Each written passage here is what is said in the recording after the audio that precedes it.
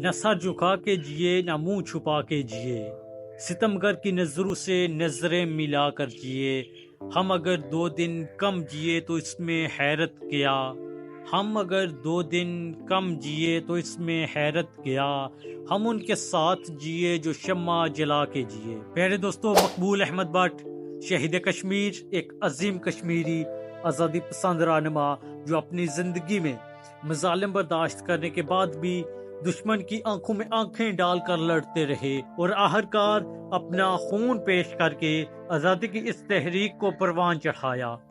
وہ آپ نے سنا تو ہوگا کہ تحریک آزادی ہمیشہ خون مانگتی ہے، یہ آزادی کی تحریکیں خون دے کر پروان چڑھائی جاتی ہیں۔ پیارے دوستو، ایسا ہی ایک نام مقبول احمد بٹ شہید کشمیر کا بھی ہے۔ آپ کی پیدائش 1938 عیسوی میں مقبوضہ کشمیر کے ضلع کپواڑہ کے علاقے میں ہوئی۔ آپ انتہائی نڈر، بے باک، آزادی پسند اور انقلابی گوریلا لیڈر تھے۔ آپ نے تمام عمر کشمیر کی آزادی کے لیے وقف کر دی اور آخرکار اپنی جان کا نذرانہ بھی پیش کر دیا۔ آج ان کا نام تاریخ کے اوراق میں زندہ ہے۔ یہ اسی لیے ہے کہ انہوں نے ہمیشہ دشمن کو للکارا، ان کی آنکھوں میں آنکھیں ڈالی۔ تاریخ انہی کی لکھی جاتی ہے جو ٹکر لینے والے ہوتے ہیں۔